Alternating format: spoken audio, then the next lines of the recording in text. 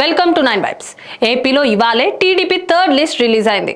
13 మంది ఎంపీ అభ్యర్థులతో పాటు 11 మంది అసెంబ్లీ అభ్యర్థుల పేర్లను ఇందులో విడుదల చేశారు.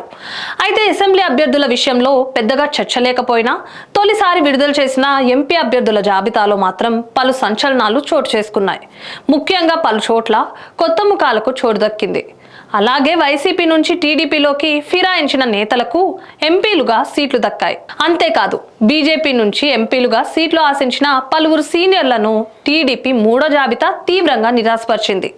ముఖ్యంగా విశాఖ ఎంపీ సీటు ఆశించి 3 ఏళ్లుగా అక్కడే పనిచేసుకుంటున్న మాజీ MP GVL Narasimha Rao, Eluru MP seat ఆశించిన గారాపాటి చౌదరి, ఏలూరు లేదా విజయవాడ ఎంపీ సీటు ఆశించిన సుజనా చౌదరి, హిందూపురం సీటు ఆశించిన విష్ణువర్ధన్ రెడ్డి, పరిపూర్ణానంద అనకాపల్లి లేదా విశాఖ సీటు ఆశించిన సీఎం రమేష్, ఇలా చెప్పుకుంటూ పోతే ఈ లిస్టు చాంతాడంతుంది. వీరంతా బీజేపీలో కొన్నేళ్లుగా స్థిరంగా పనిచేసుకుంటున్న వారే. అలాగే లోక్సభ అభ్యర్థులుగా పోటీ చేసేందుకు కొంతకాలంగా ఏర్పాట్లు చేసుకుంటున్న వారు.